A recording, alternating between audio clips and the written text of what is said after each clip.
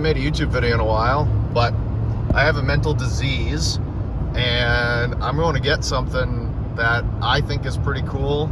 No, my flat fender isn't done. The other flat fender isn't done. There's a huge list of stuff to do, but I don't have a first gen Toyota 4Runner, and that's a problem. So I am driving through Boston at rush hour for a first gen, and it's gonna be cool. So I didn't bring my GoPro because I haven't made a video in a while and whatever, but I'm excited about this, and none of those other projects are stopping. Everything's gonna happen, but this one just came up and it was a fire deal, so we'll catch up eventually. But trailering through Boston for a Toyota.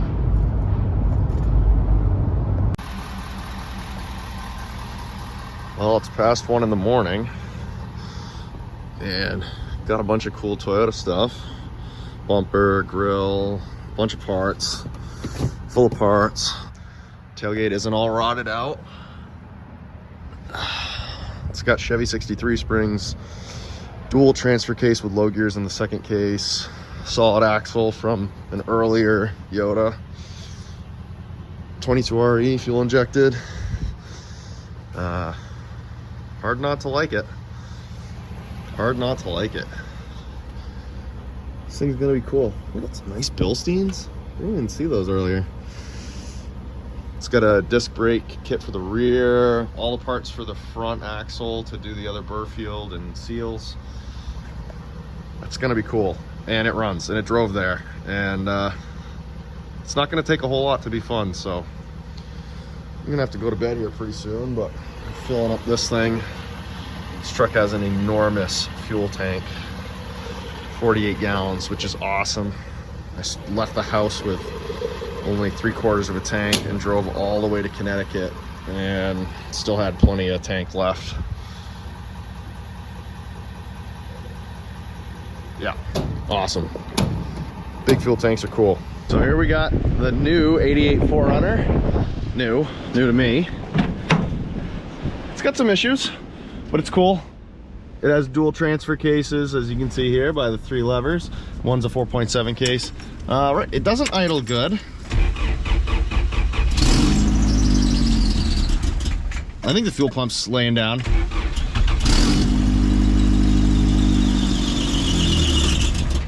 Seems like I always got to try to fire it up 3 times and then it works.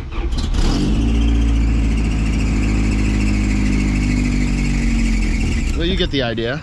So there's that.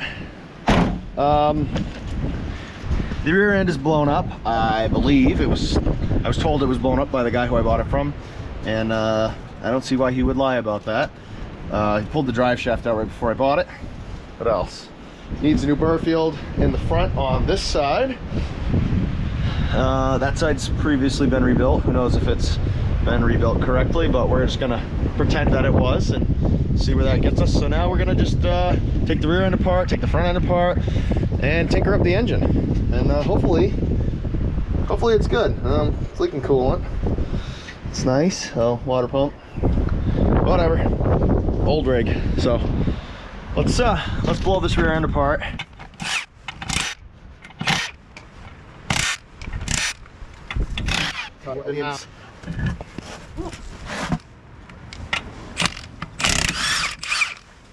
Okay.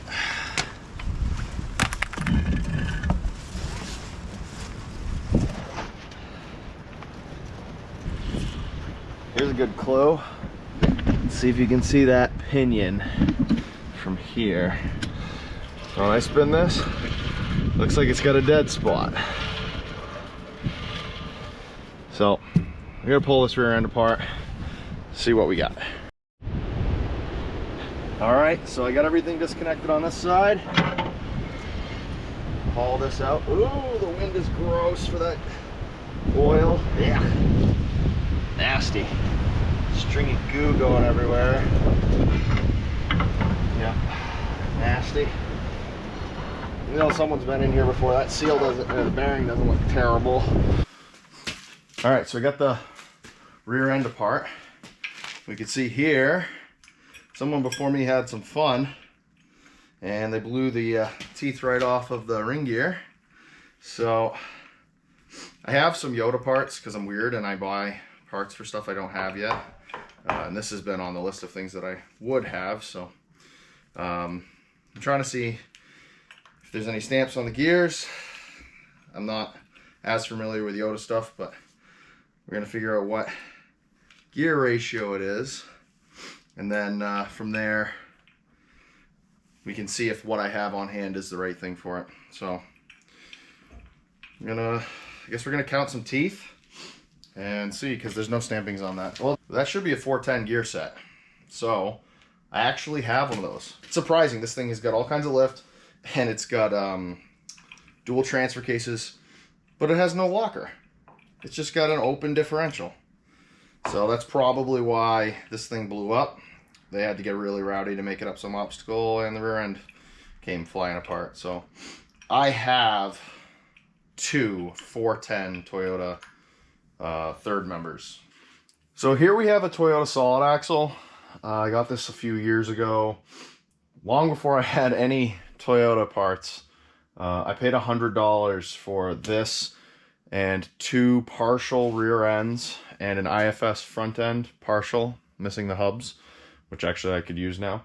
But this should be a 410 ring and pinion. I'm hoping that it's in good shape. I did pay $100 for this. The guy who had parted this truck out parted it over 20 years ago. I can't imagine scrapping one in that time, but he cut up a bunch of early 4Runners. So anyway, I'm going to get this golden nugget out of here. This axle could totally be rebuilt. I got other center sections. You might see this later on down the road under Chip's second gen Toyota pickup, which is 2-wheel drive. We'll see. But we're going to have to build another set of gears for it. But for now, I mean, this whole thing would need to be rebuilt anyway. So I'm going to haul these gears out and get this thing ready. So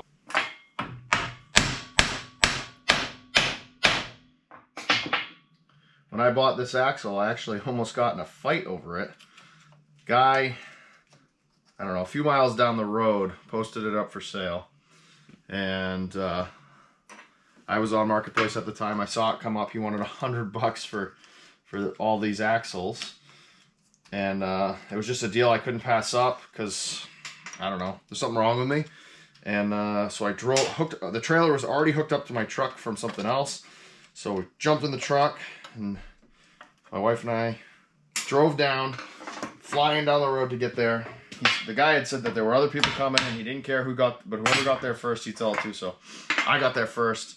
I gave him the money, paid him, we loaded up the truck, and then just as I was getting ready to leave, another guy showed up, and he was mad, and he wanted to get in a fight over it. And I thought it was kind of funny. And anyway, the guy's girlfriend or wife or whatever she was talked some sense into him. It was a pretty stupid thing to get into a fight over, so it didn't happen. But he was yelling and screaming, marching over to my truck, and it was close for some Toyota axles. So we've joked about that before, my wife and I, about these axles and how crazy that guy was. So anyway, I'll cut back when there's something else happening. So it's pretty funny, these Toyota axles, I've been talking to a couple of people about this. They're kind of like the only cool closed knuckle axle. And when I say cool, I mean, like, you know, 2A axles are cool, but like they're not really strong enough to you know, handle big tires or anything. But people run like 37, 40-inch tires on these Toyota axles, which is surprising because nothing else of this design architecture is used. I mean, if you look at like, what are people putting into anything other than Toyotas, or, you know, it's always Dana 60s, open knuckle, the closed knuckle. If you find a closed knuckle Dana 60, that thing is probably free. I mean, nobody wants it. And that's a 60. Like, you know, that's a big axle. These little guys with an 8-inch ring gear just seem to hold up from everything I've heard. And yeah, it's funny. The only cool closed knuckle axle. But when you look at how they're assembled, it's obvious where Toyota was getting their test from, right? They were looking over the shoulder of Jeep. I'm sure that there was some Jeeps left over in Okinawa and whatever. You know, Toyota engineers were definitely cheating off of their test. And I don't blame them, because, you know, it's kind of a good way to do it. I mean, Jeeps did great. So this is just basically a Jeep axle, but stronger, with disc brakes, and there's a lot to like about these. Especially the removable third member. I mean, I'm sure that has a lot to do with the staying power of these axles. Is, you know, they're easy to work on. Although you have to use some disgusting metric tools. I'm not quite over that. You really got to wash your hands after you use metric tools. They have a tendency to turn you into a communist. I don't know. It's dangerous, but this is a pretty cool axle and pretty cool Toyota. So I think it's worth the risk, but I definitely have to be careful on too much exposure to metric. But so now I think I should be able to sort of just wiggle this off. Hopefully I don't drop this thing off the table. Wiggle that off. So the hub is off now. Alright, don't need that. And now here we have a burr field. I've never actually seen one of these in the flesh. There's some flat spots on it, apparently.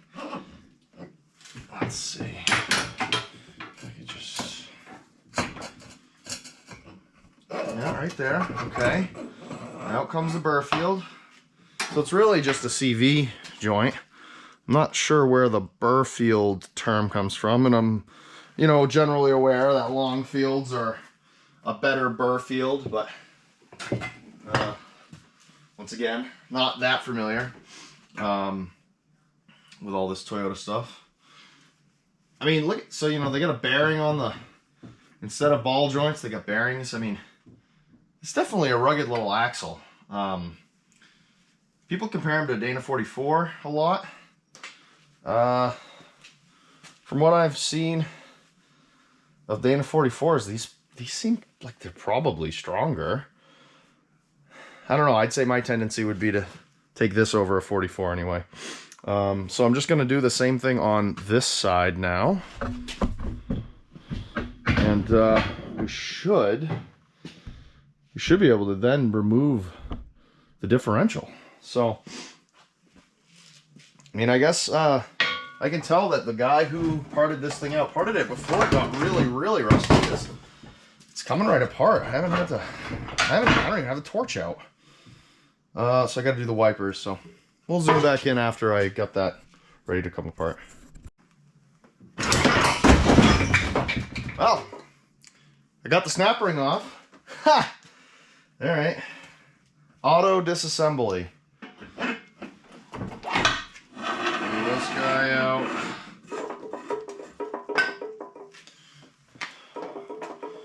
Looks like it's in reasonably good shape. See there? Doesn't have any tight spots. Feels smooth. Those will be good spares. I'm sure I'm going to break them. The 37s.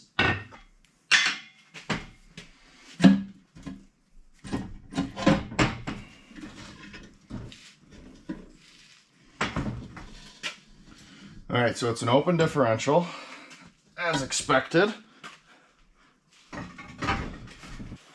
Looks to be factory. Didn't have any RTV. That's usually a pretty good tell that nobody's been here before, because all of us regular guys use the RTV, and the factory in these days didn't, for sure. So let's see. I'm just going to count how many teeth there are. 410 gears for this thing. Should have, I think it's 41 teeth. And this is 41 right there. So pretty confident this guy is 410s. All right, so here we are. We're under the truck now. I got that set of gears that I welded up going in. Got a lube blocker in there. I've never used one of those, but it had a sticker, so that's cool. Maybe it works better than RTV, who knows. Let's see. Yeah, here it is underneath here. There's no holes in anything. It's actually pretty nice. So I'm pretty excited about this rig. So there's a cat. Look at that. It's got a square tube front drive shaft, which I'm not a fan of. That's going away. Sorry, Yoda guys. And I'm gonna get this buttoned up, and then we'll talk some more about the other stuff going on with this. It was springtime here. Things were getting nice, and then all of a sudden winter decided it wasn't done with us yet. So we got 2 feet of snow in the last, well, it was 2 days ago when it started. It snowed for about a day and a half, and came down hard. We lost power. Pretty much everyone around us has no power. The town's dead. And I just got a text from the utility saying not to expect power back at least in the next, well, it's Saturday now. They're saying Tuesday, Wednesday, and we've already been out for, this is day 3. So we could be almost a whole week without power. So no big deal. Wood stove, generator. But it is wild. It's April.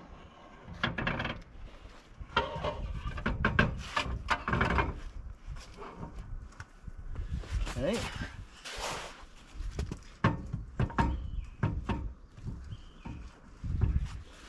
I got the splines engaged. There we go. That was it. All right, so I'm getting to the front axle here on the Toyota. Got the hub off, and we're taking a look now at the broken burr field, which is very broken. Oh yeah, look at that. Pounded. Totally pounded. So this wouldn't turn. That was kind of why I was suspecting there'd be something wrong with the burr field. And as you can see, it's pretty well shattered. There's a ball. Oh yeah, look at that. There also was no snap ring on the end of this axle, so I wonder if that had something to do with how it died. Or maybe it's like a quick way you don't leave a snap ring in one of these so that you can service it in the woods without a pair of snap ring pliers. That wouldn't be totally stunning if that was the case. So let's see what else we got. Oh yeah, this old girl took it hard.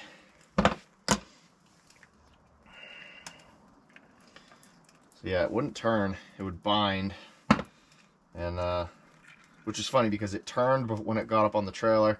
Then we towed it home, and getting it in the, moving around in the driveway, my wife was helping me.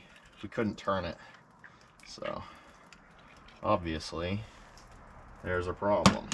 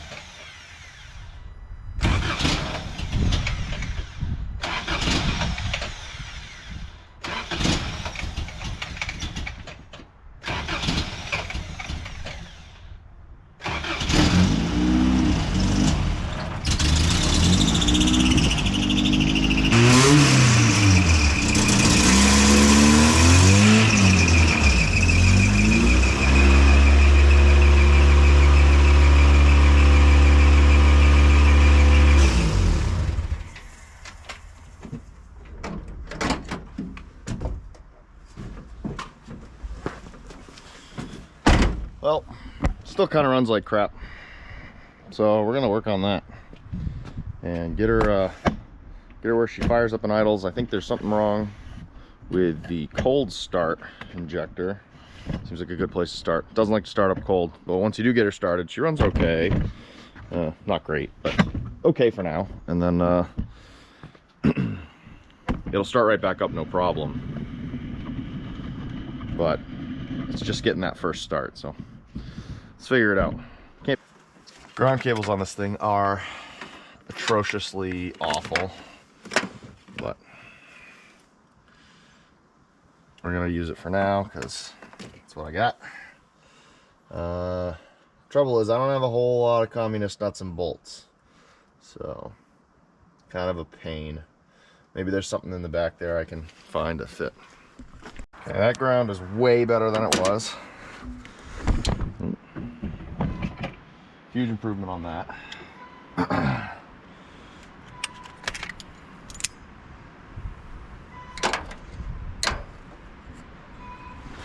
Oh yeah, let's take a look at the windshield. So I took this for a new windshield because it was raining on the inside of the 4Runner and I really didn't like that. There was a pinhole right here, more than a pinhole. I don't know. You can put the tip of a small screwdriver through in 2 places right here. The rest was a little bit scaly, but not bad. So I took it to Portland Glass and they just gave me a call back and said, hey, we ought to fix this before we slam a windshield in it. So that was great. Got that fixed. Tomorrow will be Monday, so it's going to go back and get glass because this thing is sort of its own tool and parts storage right now because I don't have enough room for stuff, and it needs to be watertight, and the floors aren't rotten, so it was raining through the windshield down and onto the floors, and gotta fix that. So once the windshield's in, I mean, this thing is registered, it's insured, I have license plates. It doesn't have turn signals. I gotta come up with something for that, and I gotta trim the bumper because with these 37s it hits when you turn. Let's see, another weird thing going on with this. So this appears to have mini truck, I don't know, I call these Toyota things mini trucks. I mean, I guess key trucks now are what people think of as mini trucks, but to me these are like Toyota mini trucks. And anyway, it's got solid axle hubs from a regular mini truck. This side has a wheel spacer and this side does not. I need to get a set of IFS hubs. I have no idea why one side has a spacer and one doesn't, but when you look at it, it's very obvious that there's something going on. And you know, they cut the lug nuts on this side, or they cut the studs. So yeah, I need another set of hubs, and that'll help a lot. But also this side, the fender has been rolled and pushed, and on this side here, it's still stock. So I'm probably gonna have to roll that one. That's a China fender, so whatever, who cares. What else do we got to do? Yeah, power steering isn't working, but Chip pointed out to me the other day, I had this on the trailer coming back from the windshield job, and the cooler is pretty much pinched shut right here. I don't know if that's intentional. It doesn't look like it would be. I might just give her a little squeeze and see if I can open it back up, because power steering seems to be not so good right now. Yeah, maybe I'll do it with a better tool. But anyway, I got to figure out why the power steering isn't power steering and why the power brakes aren't power braking. And maybe it's something to do with the vacuum setup on this rig, because it's pretty wild. Although the wiring is still pretty much stock, and thankfully whoever took it apart labeled stuff. There really is a lot of vacuum stuff that needs to be handled, removed, and straightened out. Look at this. So I found a couple of snappy screwdrivers in there. That's pretty cool. It's probably worth almost as much as the truck. Ratcheting 12 millimeter. It's probably just gonna live in this thing. And a Craftsman old 9/32 socket. So some good stuff in the glove box. I'm sure I'll find more in this thing. I tightened up the alternator belt, which is was very loose. Let's see if it still squeals real bad.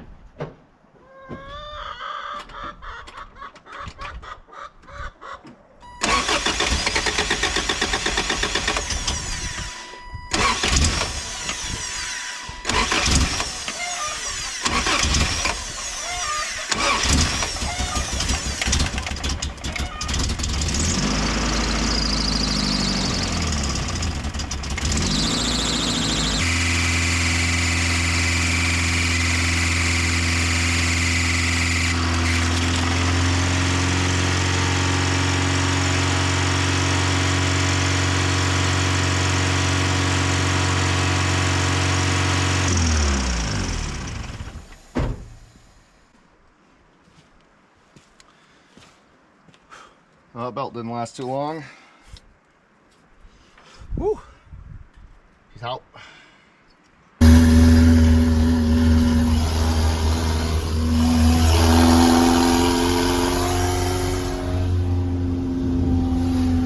What a pile of garbage, I love it. Went for a ride and walked fucked up a front brake, so got stuck. I got out, Andrew got in to drive it. It was overheating real bad. I had to put it in low range to keep going. So that shows how powerful it is. But we also found that the exhaust is full of acorns and burning. So some more stuff to do. But who doesn't love a beater? And it did drive home. It didn't need to get rescued. So all that racket you can hear is the square tube drive shaft clanging away. That's going away. But yeah, fully locked, doesn't turn good. It doesn't go, stop, or turn well, but that's fine. So we're just gonna do a little update on the 4Runner because I haven't been filming a lot. I've been doing stuff to it and I don't have as much time to set up a camera and everything, but so here we go. 37s are on. We got lockers in both ends, stock shafts in the front, so we're gonna break them pretty quick, but probably we'll get some RCVs as soon as we chew through the ones that I've got. Let's see, we got the tube bumper on the front, which I need to clearance some more. I already clearanced it a little bit just as a test, and the tire is still getting into it. So I would say that this kind of setup is really for 35s and those are 37s. So anyway, we'll have to massage that a bit. I got the winch mounted. That was my old winch that used to just ride on the trailer. It's a Warren M8000, nothing to write home about. I've only got a few bolts in the bumper currently because they're stupid M12 evil metric bolts, and they're $5 a bolt, and there isn't really enough room, as you can see here, for the bolt head to actually turn it with a tool. So I think I'm gonna adjust some of this and see if I can make it a little better, but I don't know, I'm probably gonna tap them to 1/2 inch and have a real bolt on it. What else do we got here? So got all new brake lines in the front, new calipers and pads in the front. I just pad slapped the original rotor because look at this thing. Let's see, interior, I ripped most of the carpeting out, and it's rough, but the seat's pretty comfortable, and I really like to pull the roof off and just see what we're looking at. The plan is to go wheeling tomorrow with this, so I'm thinking I'll take the roof off for that. I think that'll be fun. And I'm gonna also take the TJ as an escort because this thing is pretty damn reliable. It just works. Although I'm not a big fan of the Rubicon axles that are in it and their stupid air lockers. But yeah, I think these two are gonna be a pretty cool pair together. And I think they're both gonna fit on that trailer right there, which will be really cool. So we're gonna have a good time tomorrow wheeling. I still got some more problems to work out with this thing. The idle, I just can't get the idle. I've tried a bunch of things. I changed some spark plugs last night. Probably link a picture to the plugs that I pulled out, and they were terrible. And one of the cables had cracks all through it, and the end was actually broken off. I just can't believe that it was actually running, but it was running. So I understand why the terrorists love these things, because it's hard to make it stop working completely. It seems like they just kind of drive into being a hunk of garbage that still works, and that's kind of where this thing's been. If I could get the engine situation sorted out, honestly, this thing would be perfect the way it is. I'm gonna run some paint thinner over it and try to knock all this nasty paint off, but yeah, I mean, it's getting there. And as you can see, the projects stack up over my head, but we're working on stuff all the time, but it's about to become dirt bike season, so, well, it really is. Look at the leaves, they're all out and weather's nice. So anyway, that's kind of the short version of what's been going on with the 4Runner so far. And hopefully after this you'll see some footage of this thing wheeling, and hopefully I can get the idle at least controllable enough to have fun wheeling with it, because it's gotta be fun. It's been all work so far, although it hasn't been too bad, but I'm ready to make this thing work for its lunch and justify its existence. So anyway, off-roading's cool.